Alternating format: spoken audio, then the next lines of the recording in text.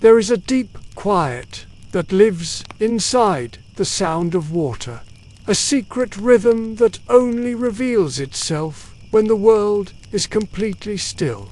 It is a quiet that waits for you in the moments just before the world awakens. A gentle promise of peace that flows beneath the surface of all things, waiting to be heard. As this day begins, if you feel this quiet should be shared, a gentle press of the like button is a silent gift. To continue these journeys into stillness, feel free to subscribe. There is no bell to ring, only peace to be found. The darkness is not a void, it is a soft blanket, heavy and cool against the skin. Long before the first hint of grey light touches the horizon, the city of Rome is asleep, but in a small room, in a tall building known as an insula, a man named Herennius begins to stir. His awakening is not sudden. It is a slow drift from the world of dreams to the world of stone and wood. He does not fight it. He allows consciousness to return like a slow tide, lapping gently at the shores of his mind. The first thing he feels is the cool air on his face. It carries the scent of damp earth and the faint, distant smell of baking bread from a street far away. His room is small. The walls are made of rough plaster, cool to the touch. There is a single wooden shutter over the window, and through the small cracks, the deep velvet black of the night is visible. He lies on a simple straw mattress on the floor. The straw rustles softly as he shifts his weight. It is a familiar sound, the sound of his rest. For a few long moments, he does not move. He simply breathes, in and out, a slow, steady rhythm that matches the deep stillness of the hour. There are no other sounds. The great, noisy city is holding its breath. It is in these moments that Herennius feels most at peace. The world has not yet demanded anything from him. He swings his legs from the mattress. His bare feet touch the cold stone floor. The sensation is sharp but not unpleasant. It is an anchor, grounding him in the present moment, in the reality of the day that is about to begin. He stands, his movements slow and deliberate. There is no need to rush. The sun is still a long way from rising. His body is stiff from sleep and from the work of the day before. He stretches his arms above his head, feeling the pull in his shoulders and back. These are the muscles that will carry his burden. These are the muscles that define his life. He knows them well.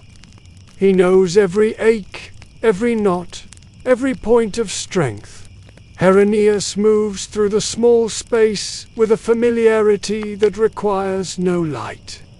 He knows the distance from his mattress to the small wooden table. He knows the placement of the single clay cup that sits upon it. He reaches for it, his fingers finding the rough, cool ceramic in the darkness. Nearby is a small jug of water, the water he carried home yesterday. He pours a small amount into the cup. The sound is clear and loud in the silence, a gentle splashing that echoes off the bare walls.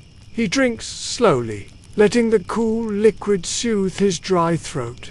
It is plain water, but in this moment it feels like the most precious thing in the world. It is life. It is his work. He dresses in the dark, a simple tunic of rough-spun wool. It is worn and softened by countless days of labor and washing. The fabric is familiar against his skin. He pulls on his leather sandals. The straps are thick and sturdy, built to withstand miles of walking on hearthstone streets. Each movement is a ritual, performed the same way every single morning.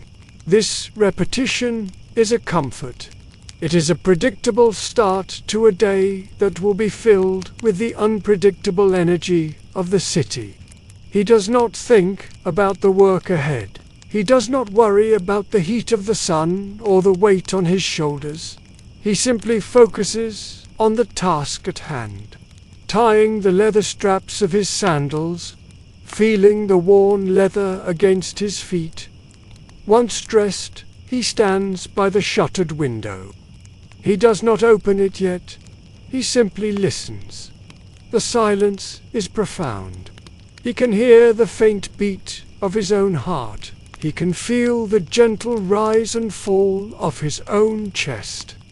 This is the foundation of his day. This deep, personal quiet. It is from this place of stillness that he will draw his strength. The city outside is a beast, a loud, demanding, and chaotic creature. But for now, it sleeps. And in its sleep, Herennius finds a space for himself, a small pocket of time that belongs only to him. He knows that soon the first sounds will begin. A distant rooster will crow. A baker will begin to clang his pans. The first cart will rattle its wheels on the stone. But not yet. For now, there is only the dark, the cool air, and the steady rhythm of his own breathing. He is not a man of many thoughts in these early hours. His mind is quiet, like the city. He is simply present. He feels the coolness of the floor. He smells the scent of the night air. He tastes the fresh water on his tongue. It is a state of simple being, a meditative awareness that prepares him for the physical demands of his day. He is a water carrier, an aquarius. His purpose is simple and clear. He brings water to those who need it. He carries a fundamental element of life from its source to the homes and shops of the city. It is hard work. It is relentless work. But in these quiet moments, before the work begins, he feels a sense of purpose that is as clear and clean as the water he carries. The world is thirsty, and he will help to quench that thirst. But first, he allows himself these last few moments of perfect, unbroken stillness. In the corner of his small room, leaning against the wall, are the tools of his life. They are simple objects, but they are everything to him. There is a long wooden pole, thicker than his wrist, and a little longer than he is tall. It is dark with age and sweat, and has been polished smooth by the constant grip of his hands. This is his yoke. It is a simple tool, but it is expertly balanced. He has shaped it himself over the years, carving small notches and smoothing rough edges until it fits his shoulders perfectly. It is not just a piece of wood. It is an extension of his body. He knows its weight, its balance, its every groove and imperfection. It is his partner in labor. Attached to the yoke by thick, sturdy ropes are two large clay pots. They are called ampri. They are tall and rounded at the bottom, with two handles on each side near the top. They are made of reddish clay, and, like the yoke, they are marked by years of use. There are small chips along their rims and faint scratches on their sides, each one a memory of a narrow doorway or a crowded street. When they are empty, they are heavy. When they are full of water, their weight is immense. They are the vessels that hold his purpose. They are the burden that he has chosen to carry. He runs his hand over the cool, curved surface of one of the amphiry. The clay is slightly rough to the touch. He can feel the faint ridges left by the potter who made it years ago. He inspects his tools carefully every morning. It is a vital ritual. He checks the ropes first. He runs his fingers along their length, feeling for any sign of fraying or weakness. A broken rope would mean disaster. It would mean a shattered amphora and a lost load of water. It would mean a loss of income and the danger of falling shards. He tests the knots that attach the ropes to the yoke and to the handles of the amphiry. He pulls on them, making sure they are tight and secure. He reties them if he feels even the slightest looseness.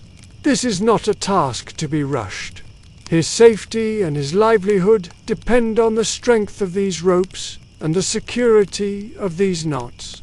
The rope is rough against his fingers, its fibers stiff and strong. Next, he examines the wooden yoke itself.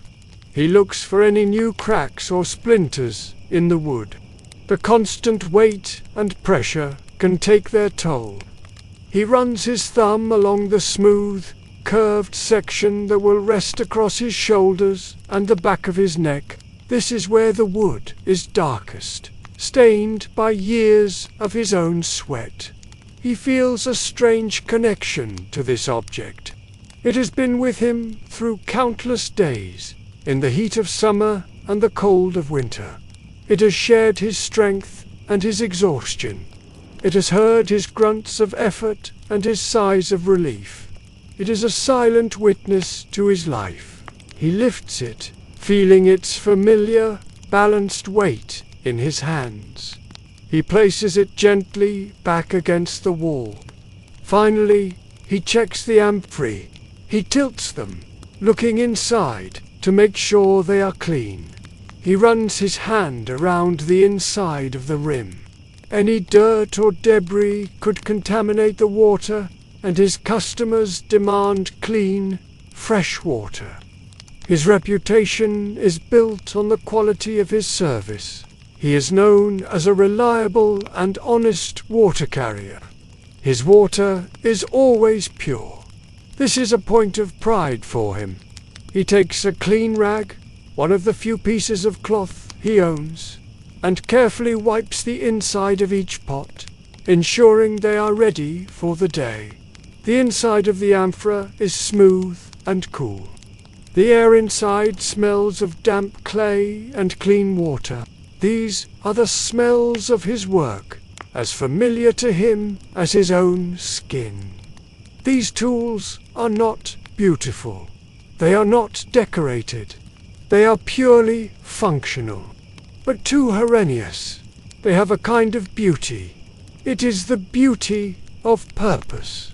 It is the beauty of objects that are used every day, that are essential, that are part of the fundamental rhythm of life in the city. They represent strength, endurance, and reliability.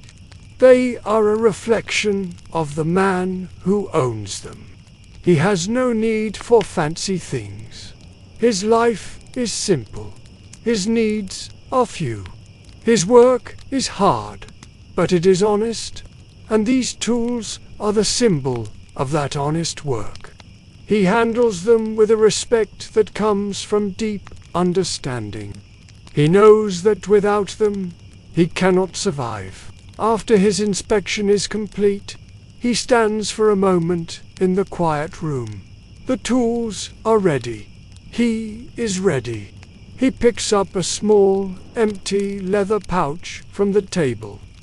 This is where he will keep the few coins he earns throughout the day. He tucks it securely into the sash of his tunic. He has one last thing to do before he leaves. He goes to the corner of the room where a small clay bowl sits. In it are a few dried figs. He takes one and eats it slowly, chewing it thoroughly. This will be his only food until the middle of the day. The fig is sweet and chewy, a small burst of energy to start his morning. It is a simple pleasure, but one he savors in the quiet darkness. He is now ready to face the day. He moves to the wooden door of his small room. The door is heavy and fits poorly in its frame. It makes a loud groaning sound when he pulls it open. The sound breaks the silence of the pre-dawn hour. It is the first loud noise of his day, a signal that his time of peace is over and his time of labor is beginning. He steps out of his room into the dark, narrow hallway of the insula. The air here is close and smells of sleep and cooking from the night before. He closes the door behind him, the sound of the wood settling into the frame echoing in the small space. His journey has begun. The first step of many thousands he will take today. The insula is a world unto itself. It is a tall, crowded apartment building, home to dozens of families. As Herennius steps into the hallway, he enters a space shared by many others. But at this hour, it is silent. He moves quietly, his sandals making soft, shuffling sounds on the stone floor. He passes other doors, each one closed, each one holding a family lost in sleep. He can sometimes hear the faint sound of breathing or a soft snore from behind the wood. He feels like a ghost, moving through a sleeping world. He does not want to wake anyone. He respects their rest, for he knows how precious it is. He makes his way to the central staircase. The stairs are made of stone, worn, smooth and uneven by the passage of countless feet over many years. They are steep and narrow, and there is no light. He places his hand on the rough wall to guide himself as he descends. He knows these stairs by heart. He knows which steps are chipped and which ones are slippery. He moves down, down, down, through the heart of the sleeping building. The air grows cooler as he gets closer to the ground floor. He can smell the dampness of the earth and the faint scent of the street outside. Each floor he passes is another layer of the city's life. On the upper floors live the poorest. Like him, the lower floors, slightly larger and safer, are for those with a few more coins. Finally, he reaches the ground floor. The main doorway to the street is a large, dark opening. It is not a door, but an archway, always open to the city. Stepping through it is like stepping from one world into another. He leaves the close, contained space of the insula and enters the vast, open space of Rome. The street is narrow, paved with large, uneven cobblestones. The buildings on either side are tall, leaning in towards each other, blocking out most of the night sky. But he can see a thin strip of dark purple above, where the first hint of dawn is beginning to appear. The air here is fresh and cool. It feels good on his skin after the stuffy air of the building. He turns and begins to walk. His destination is the Castellum Aquae, the main distribution fountain where the aqueduct delivers fresh water to his neighborhood. It is a long walk, and he will make this journey many times today. But this first walk of the morning is special. It is a time of quiet observation. The city is still asleep, but it is beginning to dream of waking. He sees a cat, a shadow moving silently along the top of a wall. He hears the distant sound of a dog barking, a lonely sound that carries far in the still air. The streets are empty. Later, they will be a chaotic river of people, carts, and animals. But for now, they are his. He walks in the middle of the street, his steps echoing slightly between the tall buildings. He knows this route as well as he knows his own room. He passes the closed shutters of a wine shop. He passes the dark, cold forge of a blacksmith. He passes the bakery, and from a high window he sees the first flicker of light from their ovens. The smell of wood smoke begins to touch the air. It is a comforting smell, a sign that the city is beginning its daily cycle of life. He walks with a steady, unhurried pace. This is not a race. His work is about endurance, not speed. He conserves his energy.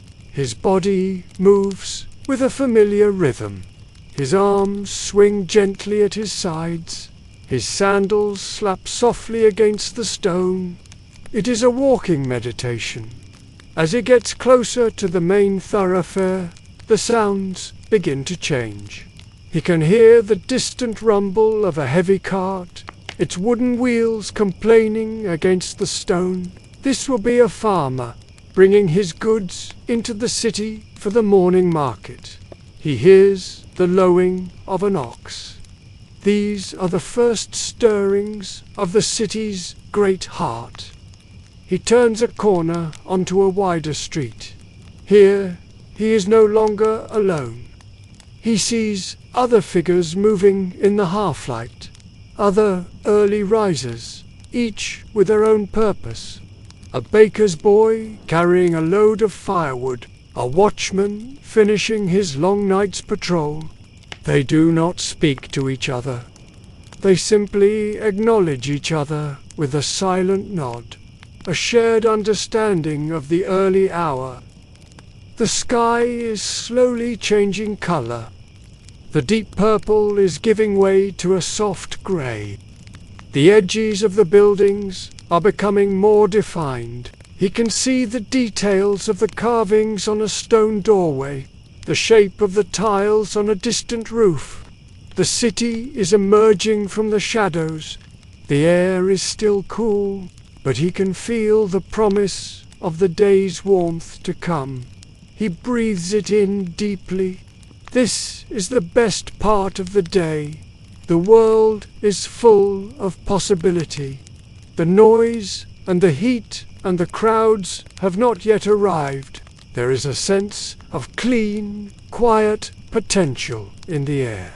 He savors it. He is nearing the fountain now. He can hear it before he can see it. It is a low, constant rushing sound. The sound of life. The sound of his purpose. It is a sound that is deeply embedded in his mind. He could find his way to it with his eyes closed, just by following that sound. The sound grows louder as he gets closer. A powerful, steady roar of water pouring from the aqueduct into the great stone basin of the castellum. It is a sound of immense power and endless abundance. It is the sound of Rome itself, a city built on its ability to control and distribute water. As he turns the final corner, he sees it. The fountain stands in a small, open square. Even in the dim light of dawn, it is an impressive sight. The journey from his room is over. The real work is about to begin. The square is already a place of quiet activity. A few other water carriers are there, their yokes and amphorae resting on the stone ground beside them. They are men like Herennius. Their faces are weathered by the sun. Their hands are calloused from the ropes. They are a silent brotherhood, bound by the shared nature of their work. They exchange quiet greetings. A nod, a raised hand. There is no need for loud conversation. They understand each other without words. They are all waiting for the light to grow just a little stronger, waiting for the city to properly wake and place its orders for water. The Castellum Aquae is the heart of the neighborhood. It is a large, rectangular stone structure built for function, not for beauty. Water from one of Rome's great aqueducts flows into this building and is then distributed through a series of lead pipes. These pipes lead to different places. Some go directly to the villas of the very wealthy. Some go to the public baths. And some feed the public fountains, like this one, where ordinary people can come to collect water. The main spout is a large bronze opening, shaped like the head of a lion. From the lion's mouth, a thick, constant stream of clean, cold water pours into a massive stone basin below.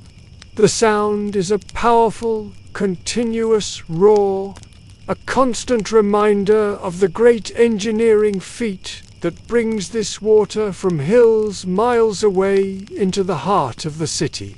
Herennius finds his usual spot near the basin.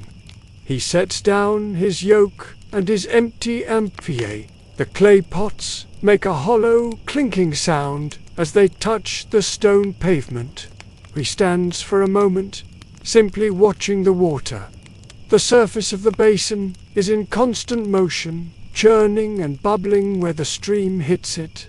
The water is so clear he can see the bottom of the stone basin. It is impossibly fresh and clean. He cups his hands and splashes some on his face. It is shockingly cold, and it wakes him up completely. It washes away the last remnants of sleep and prepares him for the physical shock of the day's first load. He drinks a little, letting the cold, pure water quench a thirst he did not even realize he had.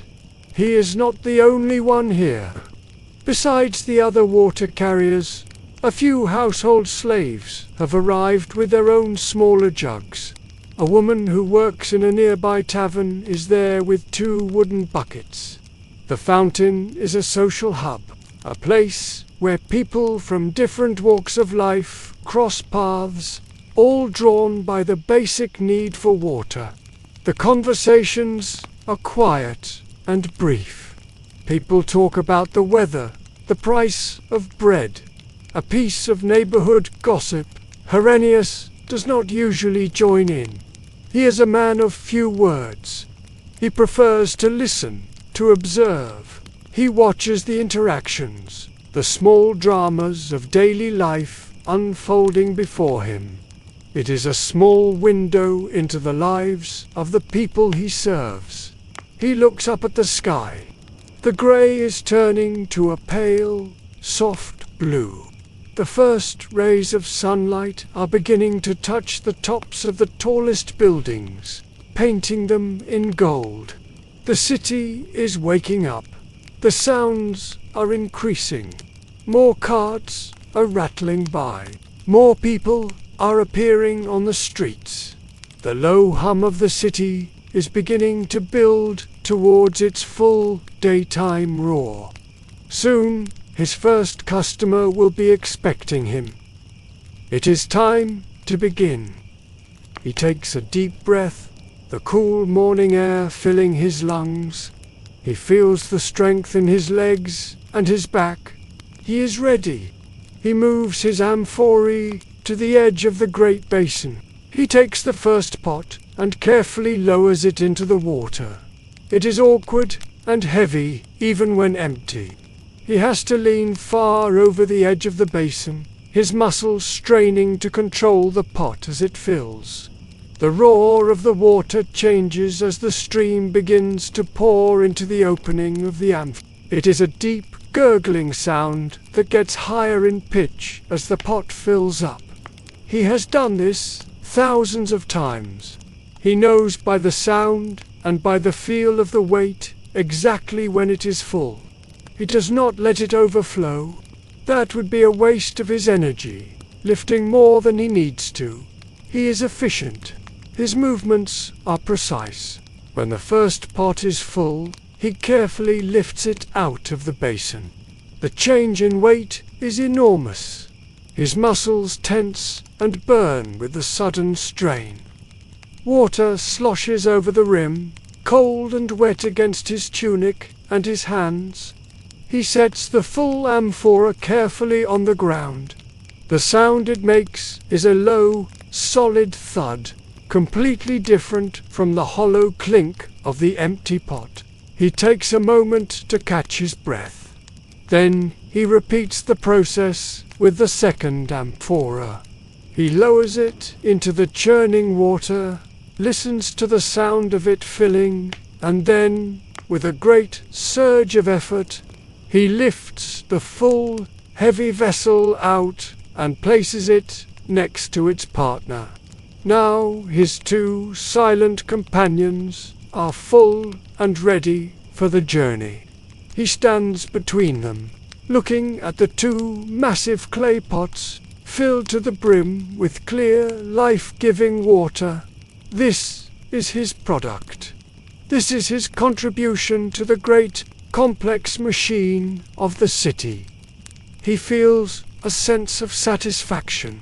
It is a simple, physical accomplishment. He has taken the empty and made it full. He has prepared his burden. Now he must lift it. He looks at the long wooden yoke.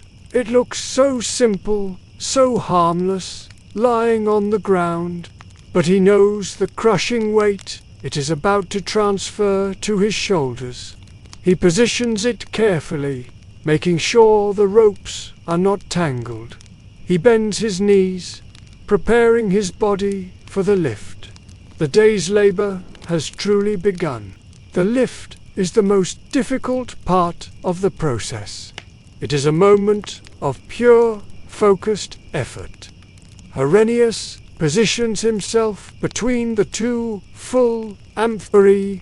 He crouches down, his back straight, his legs bent. He reaches out and takes the wooden yoke in his hands, lifting it and settling it across the back of his neck and shoulders. The wood is cool against his skin. For a moment, it carries no weight. He adjusts its position, making sure it is perfectly balanced, resting in the grooves of his shoulders that have been shaped by this very piece of wood. He takes a deep, slow breath, and then he pushes. He does not lift with his back. That is the mistake of a novice, a mistake that leads to injury and a short career. He lifts with his legs. He pushes the ground away with his feet, his powerful thigh muscles taking the full strain. The ropes pull tight. The amphorae on either side begin to rise from the ground. For a brief, terrible moment, the full, crushing weight settles upon his frame. It is a shock to the system every single time. His bones feel like they are compressing. His muscles scream in protest. The world seems to shrink to this single point of pressure on his shoulders. But then his body accepts it. His muscles adjust. His legs lock into place. He is standing. He stands perfectly still for a moment, allowing the heavy pots to settle. They swing gently at the ends of the ropes, like two massive pendulums. He has to use his whole body to control them, shifting his weight subtly to stop their motion. If they swing too much, they will throw him off balance, or worse, they could crash into each other and break. He stands tall, his spine a strong column supporting the load. The weight is immense, a constant, heavy pressure that he will feel for most of the day. He is now a beast of burden, a human cart. His focus, his world, is now the few feet in front of him, the feel of the ground beneath his sandals, and the heavy weight that connects him to the earth. He takes his first step. It is slow and careful. He must find his rhythm. The amphories sway with his movement. He has to walk in a way that minimizes their swing. It is a kind of dance, a careful, plodding waltz with gravity. His steps are short and deliberate. He does not look up. His gaze is fixed on the cobblestones a few feet ahead of him, watching for any loose stones or uneven surfaces that could cause him to stumble. A fall would be catastrophic. He has learned to read the street like a map, to know its every dip and rise. His sandals make a soft, scraping sound, heavier now under the great load. The city is more awake now. People are moving through the streets. He must navigate through them. He cannot turn quickly. He cannot stop suddenly. He must anticipate the movements of others. Most people know to give a water carrier a wide berth. They see the strain on his face, the rigid posture of his body, and they understand the danger. They step aside, making a path for him. He is grateful for this small, unspoken courtesy. It is a recognition of the difficulty of his labor. He moves through the growing crowds like a slow, sturdy ship moving through a busy harbor. His face is set in a mask of concentration. There is no room for distraction. The sun is higher now, and its light fills the streets. The coolness of the morning is beginning to fade. He can feel the first touch of warmth on his arms and the back of his neck. Soon it will be hot, and the work will become much harder. But for now, the air is still pleasant. He focuses on his breathing. He breathes in slowly through his nose and out through his mouth. It is a steady rhythm, a counterpoint to the rhythm of his steps. Inhale, step, step. Exhale, step, step. This focus on his breath helps him to manage the strain. It keeps his mind from wandering to the aches in his shoulders or the burning in his legs. It keeps him in the present moment. The sounds of the city are all around him. The chatter of voices, the clatter of a blacksmith's hammer, the cry of a merchant selling his wares.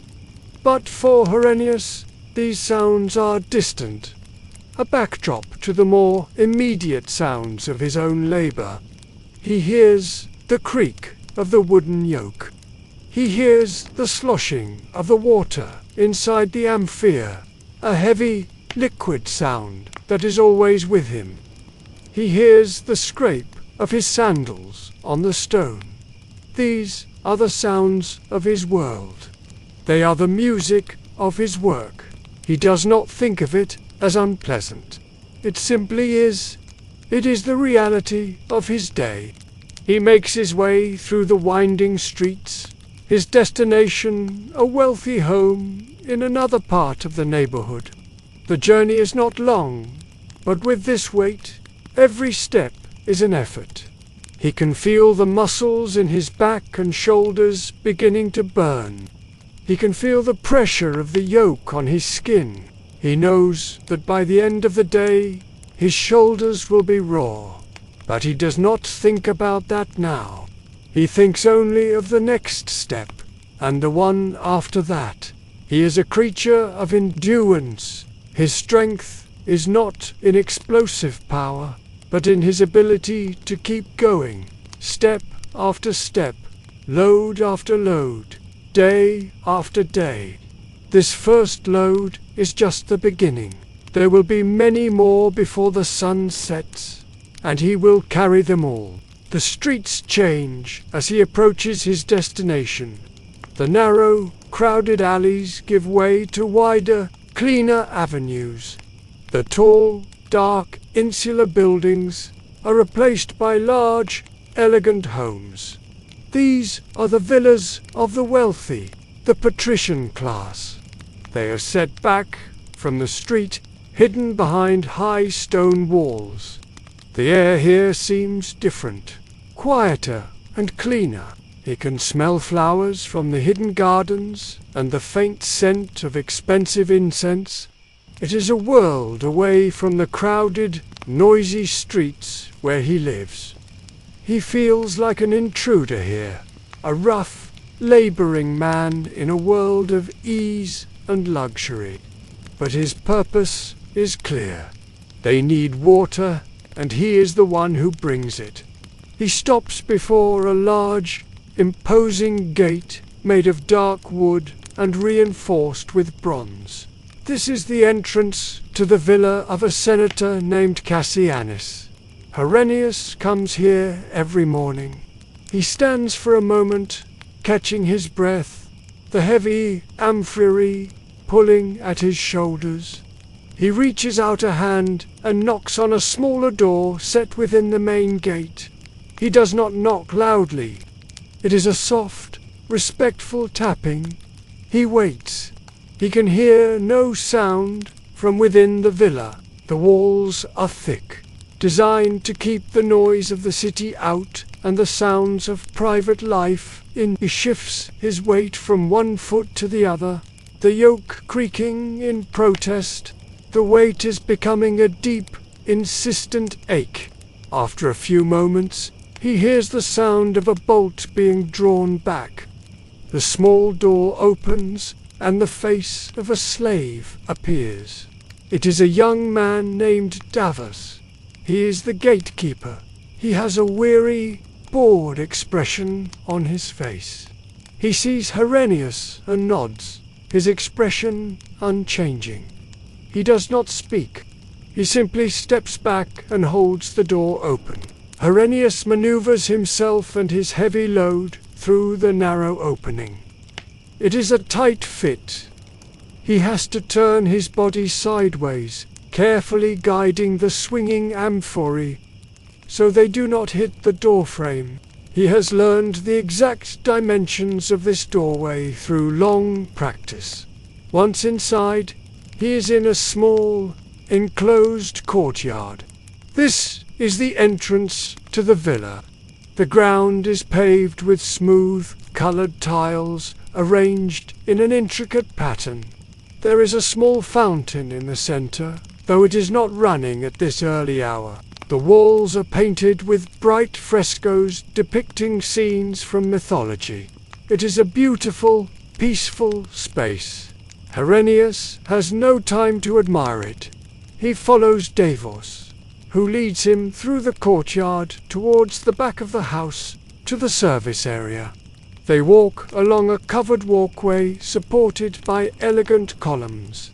Their footsteps are silent on the smooth tiles. It is a stark contrast to the rough cobblestones of the street. The service area is a different world from the elegant front of the villa.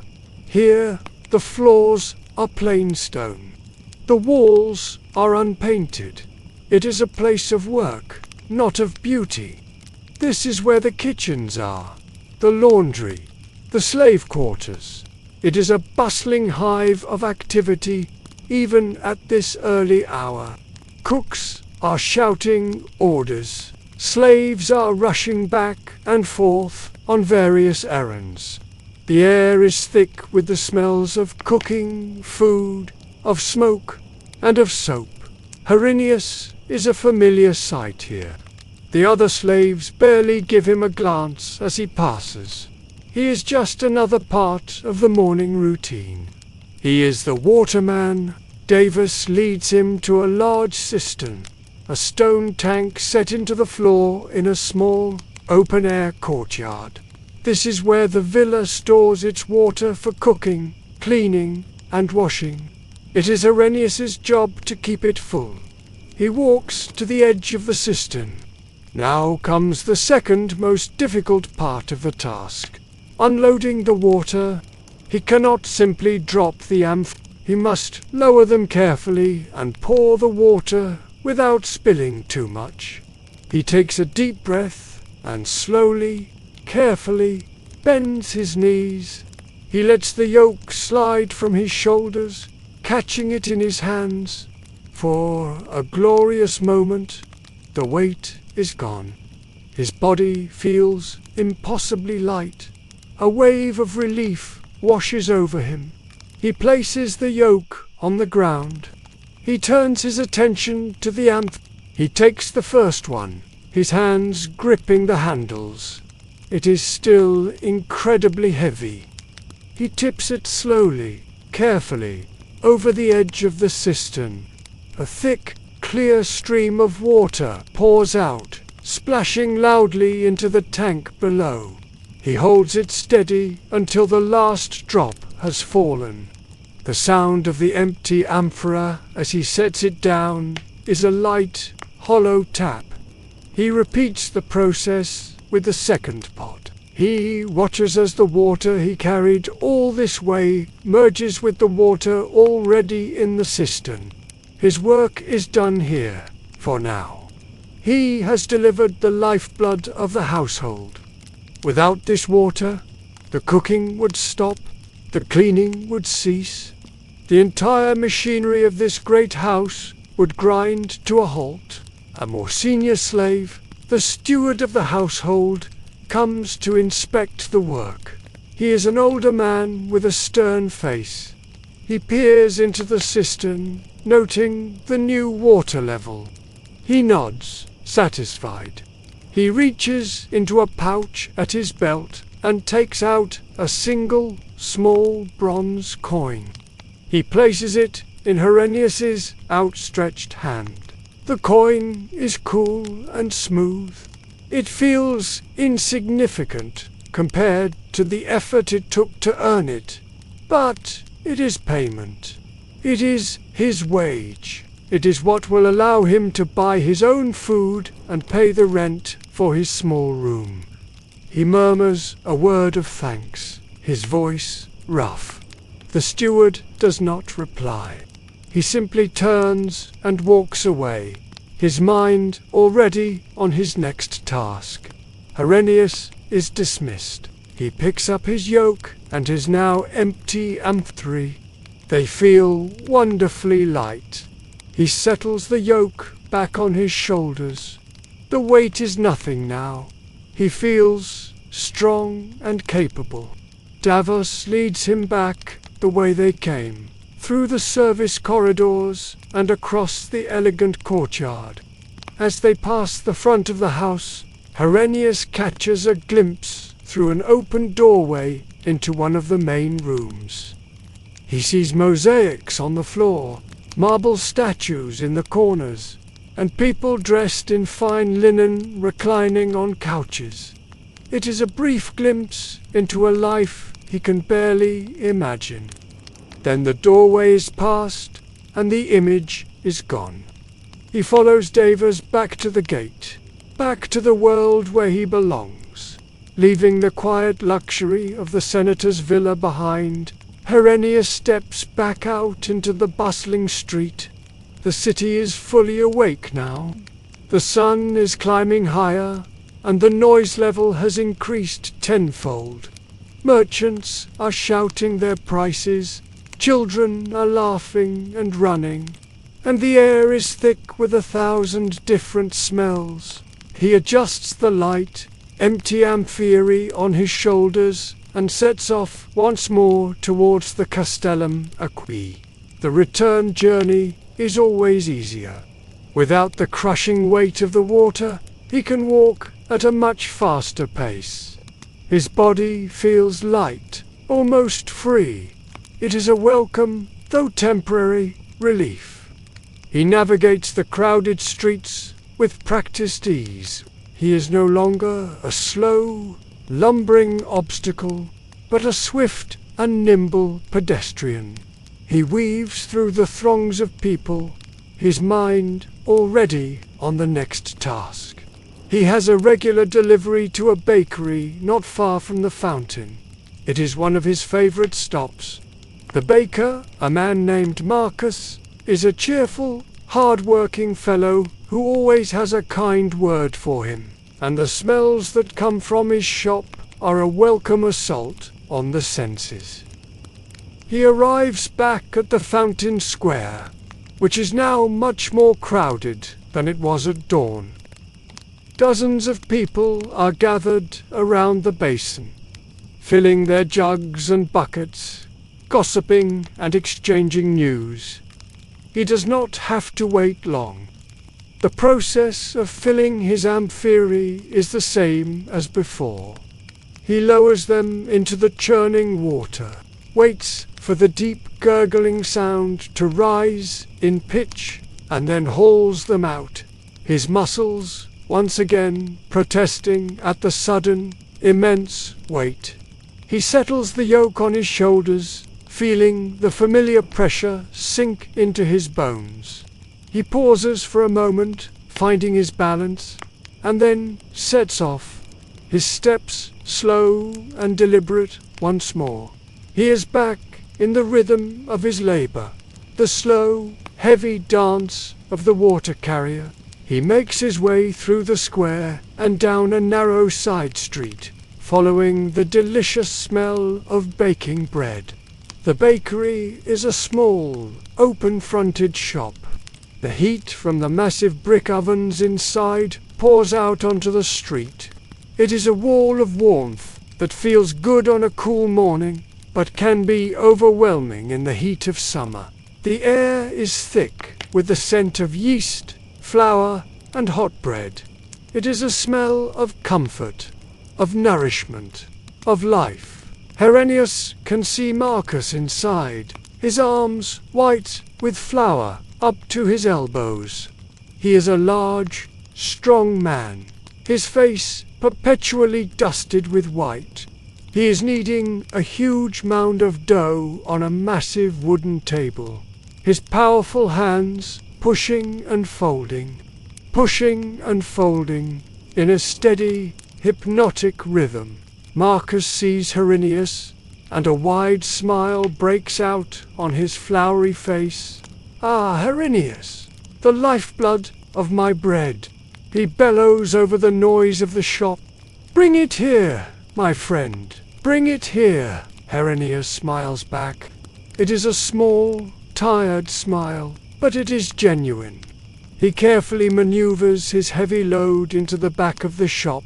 The floor here is stone and dusted with a fine layer of flour that puffs up with each of his steps. The heat from the ovens is intense. Sweat immediately begins to form on his brow. He can feel it trickling down his temples.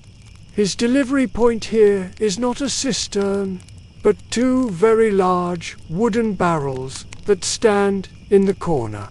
He carefully unloads his burden, setting the heavy amphorae on the floor. The relief is immense. His shoulders throb with a dull ache. He takes a moment to stretch, rolling his shoulders and arching his back. Marcus is too busy to pay him any mind. He is now shaping the dough into loaves, his hands moving with incredible speed and skill. Herennius watches him for a moment, admiring his craft. In a way, their work is similar. Both require strength, endurance, and a deep understanding of their materials. Marcus works with flour and yeast. Herennius works with water. Together, they help to feed the city. He picks up the first amphora and carefully pours the water into one of the barrels. The water will be used to make the dough for the next batch of bread. Clean water is essential for good bread. Marcus is very particular about his water source. He trusts Herennius to bring him the freshest, cleanest water from the castellum. As Herennius empties the second amphora, Marcus finishes with his loaves and comes over. He wipes his floury hands on his apron. "Good, good," he says, peering into the barrels. "That should do for now." He reaches into his pouch and pulls out 2 small coins, a slightly better payment than the senator's steward. But Marcus offers more than just money.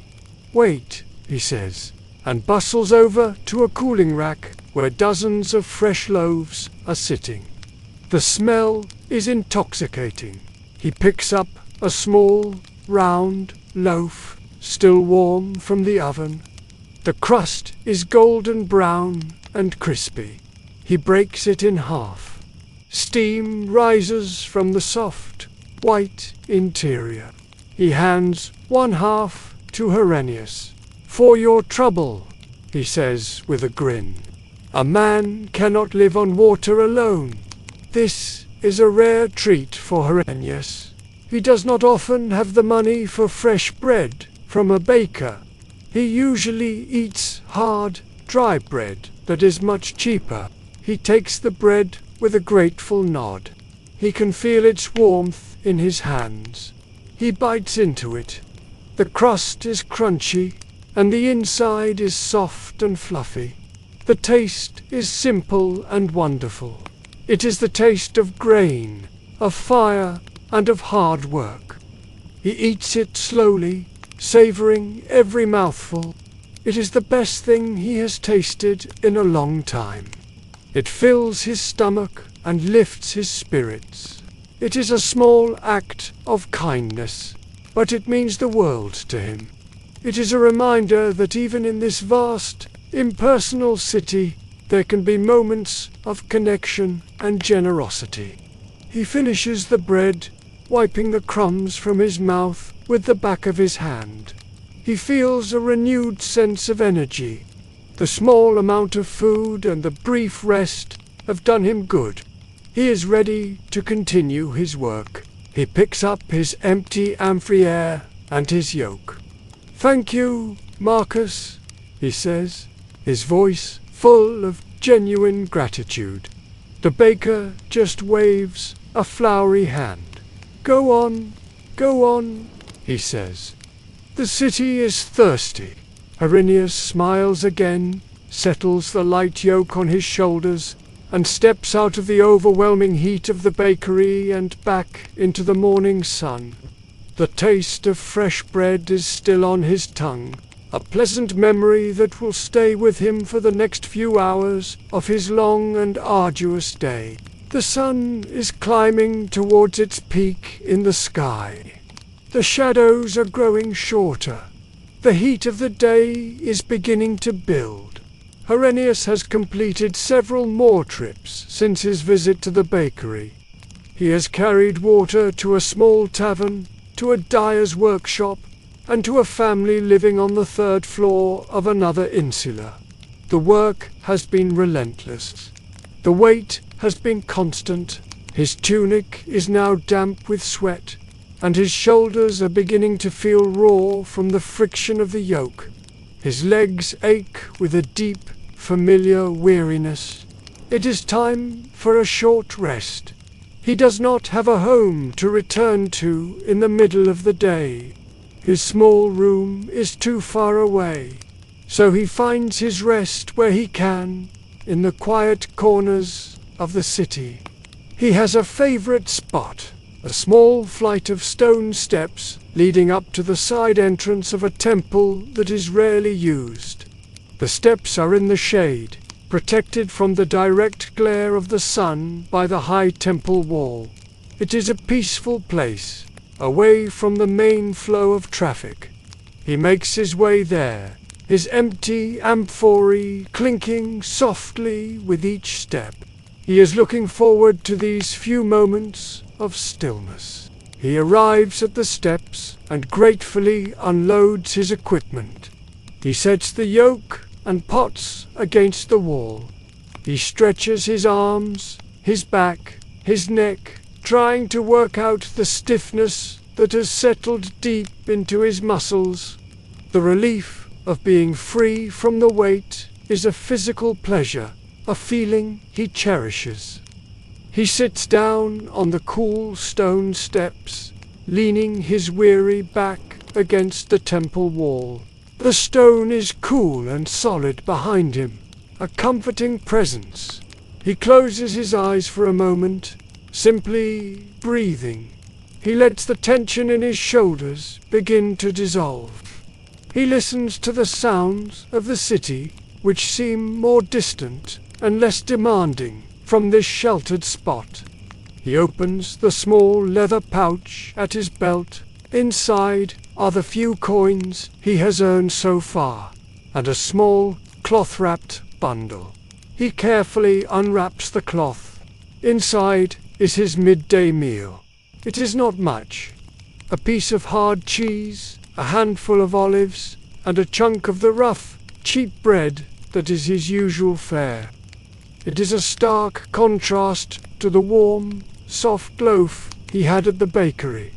But it is food, it is fuel, and he is grateful for it. He eats slowly, deliberately. He does not rush.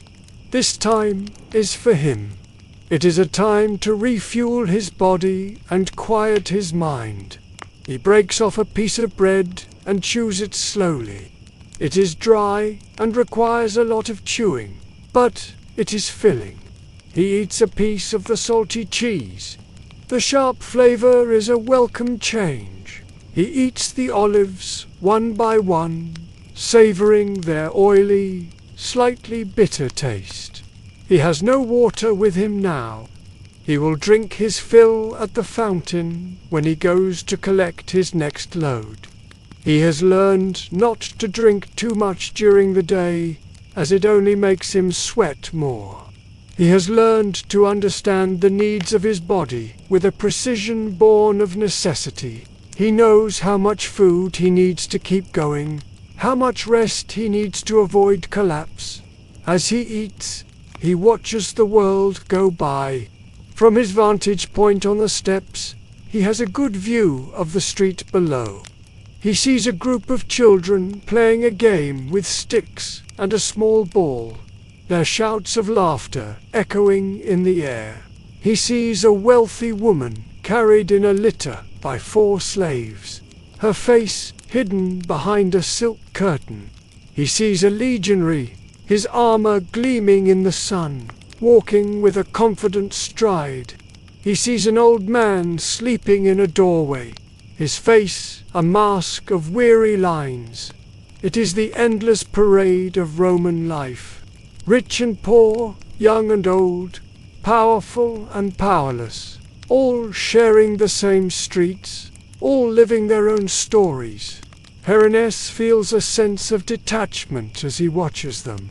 He is not a part of their stories. He is simply an observer, a silent witness. His own life is so simple, so defined by the single, repetitive task of carrying water. He does not have the worries of the senator, or the ambitions of the soldier, or the carefree joy of the playing children. His worries are more fundamental. Will his ropes hold? Will he earn enough coins to eat? Will his body have the strength for another day? In a way, he thinks his life is purer. It is stripped down to the essentials of survival and labor. There is a strange kind of freedom in that. A stray dog, thin and wiry, wanders near the steps. It stops and looks at him with sad, intelligent eyes. It does not bark or beg. It simply watches. Herennius looks at the last piece of his bread in his hand. He hesitates for a moment. It is his food. He needs the energy. But he sees the hunger in the dog's eyes. He breaks the piece of bread in 2 and tosses 1/2 to the dog. The dog snatches it from the air, its tail giving a single, grateful wag. It gulps the bread down in a second and then looks at him again. Herennius smiles and tosses it the other half. The dog eats it just as quickly, gives him one last look, and then trots away, disappearing down an alley. The small act of sharing makes him feel good. His meal is finished. His short rest is almost over. He can feel the ache in his muscles beginning to return, a reminder that the day is far from done. The sun is at its highest point now, beating down on the city with a fierce intensity. The hardest part of the day, the afternoon heat, is about to begin. He takes one last deep breath in the shade. He gathers his tools, the empty pots, and the wooden yoke. He stands up, his body protesting. He settles the yoke back onto his sore shoulders. It feels heavier than before, even without the water. It is the weight of the day, the weight of his life. He leaves his peaceful, shady spot and walks back out into the bright, hot, noisy world. It is time to go back to the fountain. Stepping out from the shade of the temple wall is like stepping into a furnace. The sun beats down relentlessly from a high, cloudless sky. The stone streets radiate a shimmering heat that rises in waves, distorting the air. The sounds of the city seem sharper, more frantic in the intense heat. The cool, quiet promise of the morning is a distant memory. This is the time of day that tests the endurance of every laborer in Rome. It is the time when the weak falter and the strong must dig deep to find the will to continue. Herennius makes his way back to the Castellum Marquis. His steps are slower now. The heat saps his energy. Sweat pours from him, soaking his tunic and running into his eyes. He wipes his brow with the back of his hand, but it provides only a moment's relief. The air is thick and heavy, filled with the dust kicked up by 1,000 passing feet and wheels. The dust sticks to his sweaty skin, forming a thin layer of grime. He can taste it in the back of his throat, a gritty, earthy flavor. The smells of the city are stronger too, and not always pleasant. The stench of garbage and sewage hangs heavy in the hot, still air. He arrives at the fountain square. It is less crowded now than it was in the morning. Most people avoid the midday sun if they can.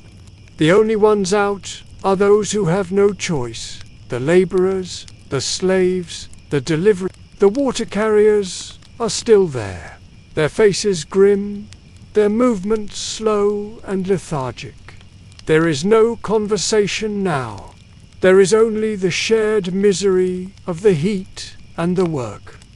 The roar of the water pouring from the lion's mouth seems to mock their thirst.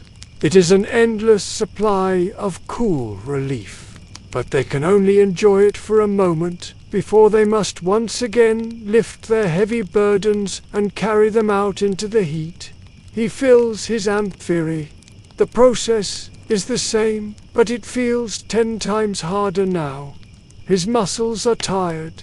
His grip is slick with sweat. Lifting the full pots from the basin requires a monumental effort. He grunts, his face contorted with the strain. He splashes the cold water over his head and face before he lifts the yoke. The shock of the cold is a brief, wonderful blessing. It clears his head and gives him a surge of renewed strength. He drinks deeply from his cupped hands, the cold water a balm to his parched throat. He knows he will sweat it out in minutes, but for now it is life itself. He settles the yoke on his shoulders. The weight is agonizing. The sun-warmed wood feels hot against his already tender skin. He can feel the raw spots where the yoke has been rubbing all morning. He takes his first few steps, his body screaming in protest. Every movement is an act of will. He has to consciously command his legs to move, to push forward, to bear the load. His destination this time is a public bathhouse, a therme, on the other side of the neighborhood. It is one of his longest routes. He knows the journey will be an ordeal. The sun is a physical weight, pressing down on him, adding to the burden on his shoulders. The light is blindingly bright, reflecting off the pale stone of the buildings. He squints, his vision narrowed to a small slit. He keeps his eyes on the ground, watching his feet. One in front of the other. Step, breathe, step, breathe. It is the only way to get through it. He cannot think about the distance he has to go. He can only think about the next step. His world has shrunk to the small circle of his own physical suffering. The pain in his shoulders, the burn in his legs, the sweat in his eyes, the heavy, sloshing weight of the water. He passes a street vendor selling watered-down wine. The vendor calls out to him, offering a cup. Herennius shakes his head and walks on. He cannot afford it, and he knows that wine would only make him more dehydrated. He must rely on his own discipline, his own inner strength, to survive the afternoon. He sees other laborers, their faces set in the same grim mask of ignorance. Men hauling sacks of grain, construction workers chipping at stone, cart drivers urging on their weary animals. They are all caught in the same struggle against the heat and their heavy tasks. There is a silent solidarity in their shared hardship. The water in the amphitheater feels impossibly heavy. He can feel it sloshing with each step, a constant, mocking reminder of the relief he is carrying but cannot enjoy. He imagines plunging himself into a cool pool of water, the glorious sensation of the heat being washed away. The thought is a form of torture, a pleasant dream in the midst of a harsh reality. He pushes the thought away. He must focus.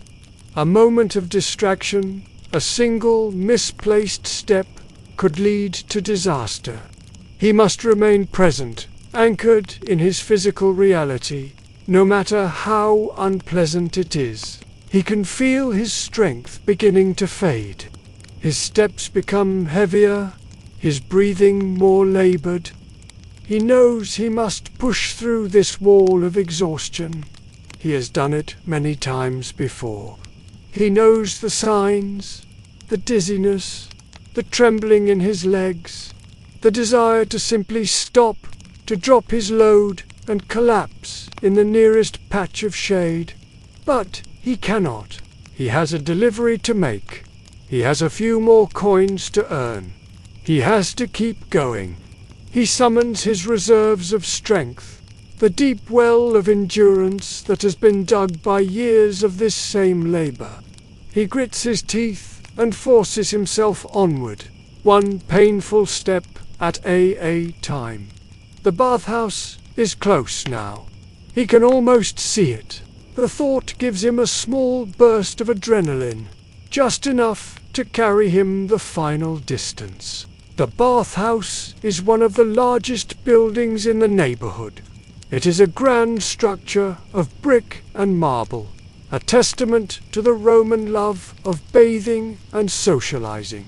Even from the outside, Herennius can hear the sounds coming from within. The echo of hundreds of voices, the splashing of water, the shouts and laughter. It is a place of leisure and pleasure, a world completely opposite to his own world of sweat and toil. He approaches the service entrance at the rear of the building, a less grand but far more functional entryway designed for workers and deliveries. The air near the service entrance is hot and steamy. It smells strongly of wood smoke from the hypocast system, the vast underground furnaces that heat the baths. A constant stream of slaves and workers moves in and out of the entrance, carrying towels, oils, and firewood. Herennius waits his turn, standing in the intense heat, his body slick with sweat. The weight on his shoulders feels unbearable. He wants nothing more than to set it down. Finally, a space clears, and he shuffles forward into the bathhouse. The inside of the service area is a chaotic labyrinth of stone corridors.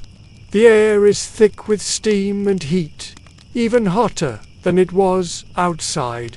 The roar of the furnaces is a constant, deafening presence. Slaves, their bodies lean and muscular, rush past him, their faces grim with effort as they stoke the fires and manage the complex plumbing. Herennius follows a familiar path through the maze.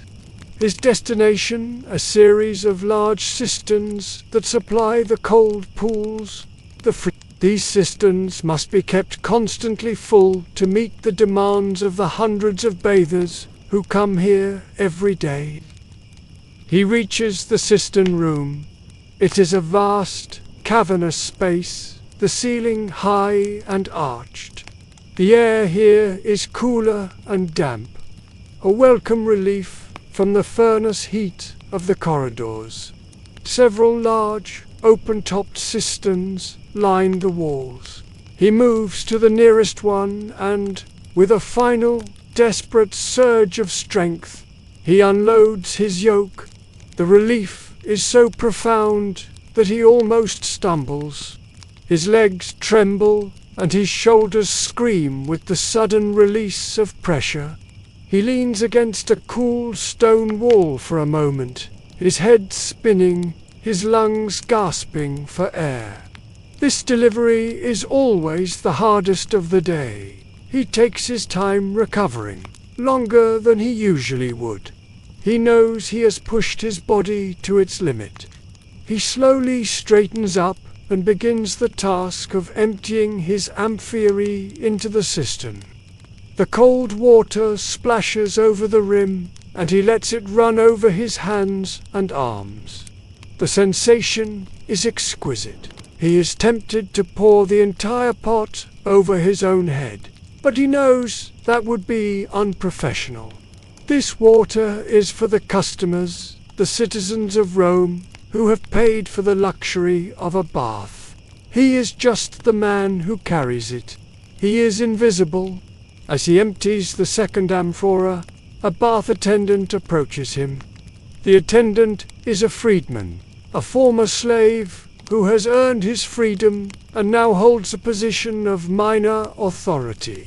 He looks Herennius up and down with a disdainful expression, as if seeing a dirty animal that has wandered into his clean facility. "Is that all?" the attendant asks, his voice sharp. "The level is still low. We need more." Herennius just nods. He is too tired to speak. He knows there will be no kind words here, no warm loaf of bread. This is a business transaction, cold and impersonal. The attendant drops a few coins into Herennius's hand without looking at him. It is a standard payment, but it feels like an insult after the grueling journey he has just endured. The attendant turns and walks away before Herennius can even close his hand around the coins. He is dismissed. Another cog in the great machine of the city, easily replaced. Herennius watches him go, a familiar feeling of resignation settling over him. He is used to being treated this way by those who see him as nothing more than a beast of burden. It does not anger him anymore. It just makes him feel tired. He gathers his empty equipment. The yoke feels light as a feather now. He settles it on his raw shoulders, the familiar friction, a dull, persistent pain. He makes his way back through the steamy, noisy corridors. As he passes an open doorway, he catches a glimpse of the bathing area itself. He sees a huge, marble-lined pool filled with clear blue water. Men are laughing and splashing, their bodies clean and relaxed. They are worlds away from him, though they are only a few feet apart. They are enjoying the water he has just carried on his back through the blistering heat. The irony is not lost on him. He steps back out of the service entrance into the full glare of the afternoon sun. The heat hits him again, a physical blow. He feels drained, empty. The journey back to the fountain seems impossibly long. He knows he must make at least one more trip, perhaps two, before the day is over. He does not know where he will find the strength. He puts one foot in front of the other and begins to walk. He does not think. He does not feel. He simply moves. His body is an automaton, programmed to perform its task until the sun goes down. He walks away from the sounds of laughter and splashing, back towards the roar of the public fountain, the source of his endless labor. The hot, dusty street welcomes him back like an old, unwelcome friend. The walk back to the fountain is a blur. Herennius moves through the hot, crowded streets in a state of near exhaustion. His mind is numb, focused only on the simple act of moving forward. He is on autopilot, his body carrying him along the familiar route without any conscious thought. The sounds and sights of the city fade into a meaningless background roar. He is a ghost in his own life, a machine made of muscle and bone, performing its function. He needs to refill his amphory, but the thought of lifting that weight again is almost more than he can bear. He is nearing the fountain square when something breaks through his stupor. It is a small sound, a soft, frightened whimpering. It is coming from a narrow alleyway between two buildings. Curiosity, or perhaps some long-dormant instinct of compassion, makes him pause. He turns and looks down the alley. It is dark and filled with refuse. In the shadows, huddled against a wall, is a small child. It is a little girl, no more than 5 or 6 years old.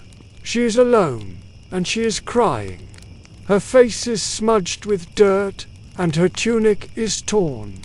She is a picture of misery and fear. Herennius hesitates. He is not a man who gets involved in the lives of others.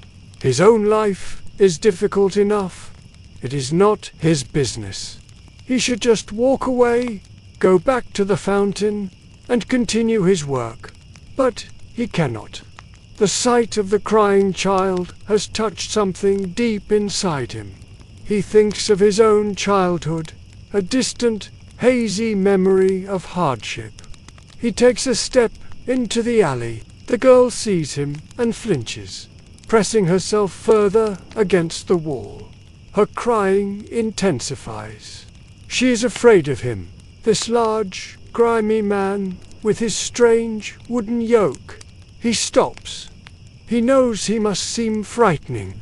He carefully, slowly, unloads his yoke and empty amphory, setting them down gently on the ground.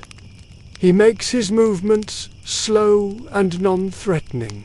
He crouches down, bringing himself closer to her level. "It is all right," he says, his voice soft and rough from disuse. "I will not hurt you." The girl watches him with wide, tear-filled eyes. She does not stop crying, but the sound is a little less desperate now. "Are you lost?" Herennius asks. The girl gives a small, hiccuping nod. "Where is your mother?" he asks. The girl just shakes her head, fresh tears welling up. "I do not know," she whispers. her voice barely audible. "We were at the market. There were so many people." I let go of her hand. Her story is a common one in the chaotic crowds of Rome. It is easy for a small child to get separated from their parents. Herennius looks up and down the alley. There is no one else here. He looks back at the main street. It is a river of anonymous faces. Finding her mother in this crowd would be impossible. He feels a pang of pity for the little girl.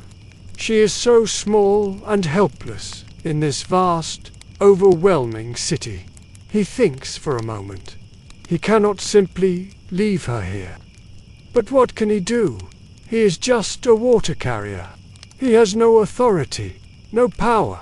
He could take her to the city watch, but they are often rough and unsympathetic. He looks at the child's face again. She has stopped crying and is just watching him, a desperate hope dawning in her eyes. He makes a decision. He will try to help her. "What is your name?"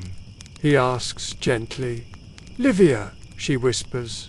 "All right, Livia," Herennius says. "My name is Herennius. Do you know where you live?" She nods. "Near the Temple of Castor," she says. Herennius knows the place. It is on the other side of the Forum, a long walk from here. But it is a destination. It is a starting point. "All right," he says again, a sense of purpose cutting through his exhaustion. "I will take you there." The girl's face lights up with a radiant smile. It transforms her grimy face, making her look beautiful. The sight of that smile gives Herennius a feeling he has not felt in a long time. It is a warmth that has nothing to do with the sun. He stands up. "Come on," he says, holding out his hand. Livia hesitates for only a moment, then she takes his hand. Her hand is tiny and soft in his large, calloused one. The contrast is startling. He feels a sudden, fierce wave of protectiveness for this small, fragile creature. He picks up his yoke and settles it on his shoulders. It feels different now, not lighter, but more manageable. He has a new purpose for this journey. He is no longer just hauling water. He is escorting a lost child home. They step out of the alley and back into the street. Herennius walks slowly, matching his pace to Livia's small steps. He holds her hand tightly, a secure anchor in the swirling crowd. People stare at them. The rough, sweaty water carrier and the small, tear-streaked child. They are an odd pair. Herennius ignores the stares. His focus is entirely on the girl. He guides her through the throng, his large body acting as a shield, protecting her from being jostled and pushed. For the first time all day, he is not thinking about his aching muscles or the heat of the sun. He is thinking only of the small hand he is holding and the important task of getting her home safely. This unexpected encounter has changed the entire complexion of his afternoon. The journey to the Temple of Castor is long, and the sun is beginning its slow descent in the western sky. The intense heat of midday has softened into a more tolerable warmth. The streets are still crowded, a chaotic mix of pedestrians, carts, and litters. Herennius and Livia move through it all, a small island of shared purpose. Livia has stopped crying completely. She walks beside him, her small hand held firmly in his, her eyes wide with a mixture of fear and wonder at the sights and sounds of the city. She points at a man selling brightly colored birds in a cage. She gasps at the sight of a richly decorated chariot pulled by 2 white horses. For Herennius, seeing the city through her eyes is a strange experience. He sees things he has not truly noticed in years. He is still carrying his yoke, an empty empire. He cannot simply abandon them. They are his livelihood. The weight, though without water, is a constant reminder of the work that still awaits him. He had planned to make at least 1 more delivery, but now the day is slipping away. Helping this child will cost him money. He will earn less today than he usually does.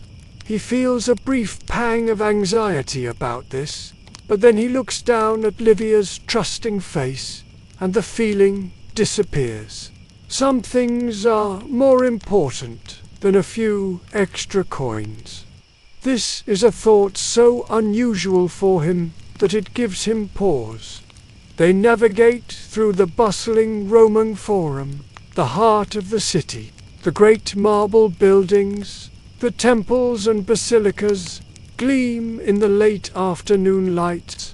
Orators are shouting from podiums, merchants are haggling in the market stalls, and senators in their white togas are walking in serious-looking groups. It is the center of the world, and Herennius is just a water carrier passing through.